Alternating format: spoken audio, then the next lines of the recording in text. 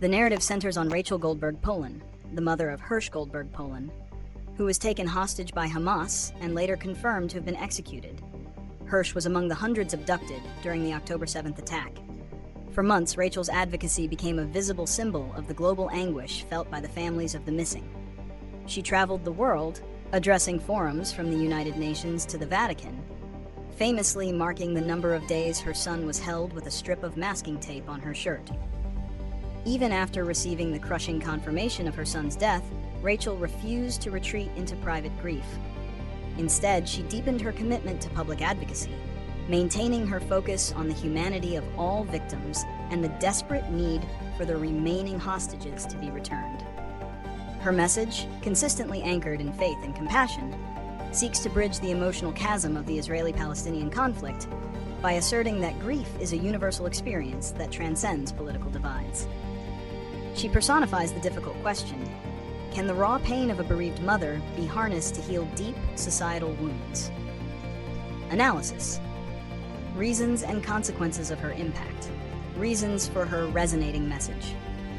Rachel Goldberg-Polin's story resonates powerfully because it taps into universal human truths while simultaneously confronting one of the world's most intractable conflicts. 1. The universal motherhood. The image of a mother suffering the loss of her child is arguably the most recognizable and tragic experience in the human condition. This universality allows people globally, regardless of political or religious alignment, to access her grief and empathy, short-circuiting partisan defenses. 2. Faith as fortitude. Her public reliance on faith, not as a political banner, but as a spiritual anchor, recasts her suffering as a testament to endurance. For many, her belief system provides the framework necessary to transform paralyzing trauma into proactive purpose. She models a kind of spiritual resilience that refuses to be consumed by hatred or despair. 3. Humanizing the conflict. In a conflict defined by dehumanizing rhetoric, Rachel consistently grounds her pleas in the shared humanity of all parties. Her willingness to acknowledge the suffering of others, even amidst her own devastating pain, forces listeners to reconsider the binary narratives that perpetuate violence. Her focus is on the act of terror and the victims rather than national politics, making her a moral authority rather than a political one. Immediate and long-term consequences. Her decision to use her grief as a public platform has had tangible consequences. 4. Catalyst for global attention. Her visibility, reinforced by accolades such as being named one of Time magazine's 100 most influential people, has helped keep the hostage crisis at the forefront of the international agenda, pressuring diplomatic efforts long after initial media cycles fade. 5. Challenging polarization. Within Israel and abroad, she has provided a moral counterpoint to voices demanding pure retribution. Her call for focusing on life and the return of the living rather than solely on revenge for the dead offers a rare, unifying narrative for a fractured society. 6. Inspiration for healing centers. Her focus on the necessity of trauma-informed healing sets a precedent. It highlights that the long-term solution to the conflict isn't just political agreements, but extensive psychological and community work to heal generational trauma. Prediction and solutions. Prediction. A sustained moral voice.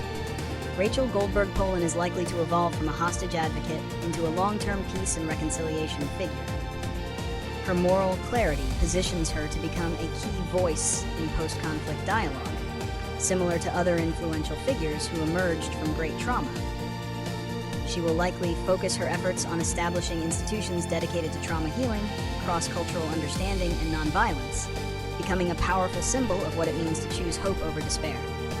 Her faith will remain the engine of this work, constantly challenging communities to practice radical empathy. Solutions for broader healing.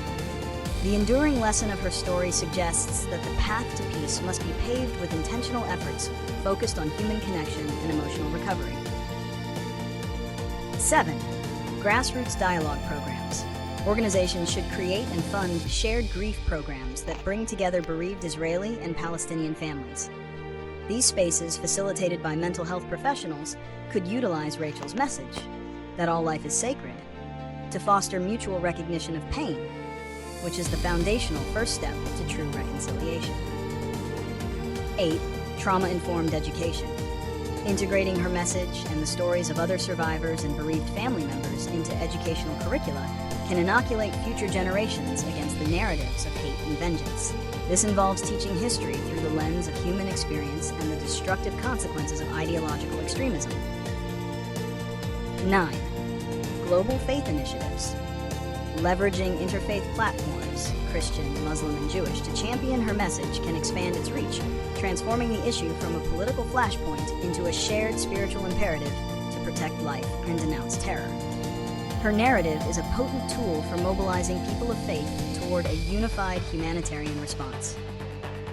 Rachel Goldberg-Polin's agonizing journey is a powerful demonstration that even when facing the worst cruelty, the commitment to faith and the pursuit of healing can create a legacy of light, offering a glimmer of hope that a grieving mother truly can help others find their path back from the brink.